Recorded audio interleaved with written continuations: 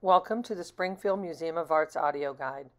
You are listening to Diane Fox talk about her photograph entitled Wrapped. The first photograph that I actually exhibited in color was Wrapped. I actually try to give away in the title that each one of these pieces isn't real, that they come from a natural history museum. Actually, there's a funny story around Wrapped. My husband usually is wandering around in other parts of the museum while I'm photographing.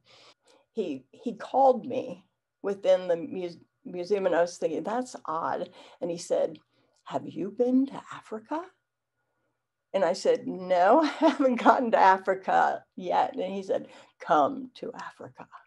And so I went to the African display, and one of the dioramas was leaking, which is why the animals are covered in plastic.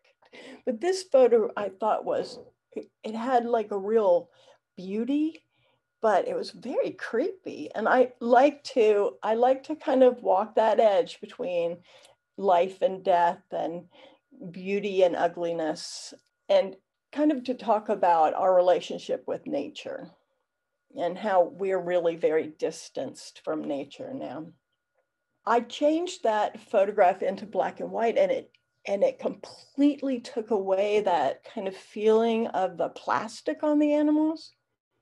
It just really flattened it, and you couldn't really tell that that was plastic anymore. I mean, you could, but you couldn't. And the beauty of the color in Wrapped really interested me.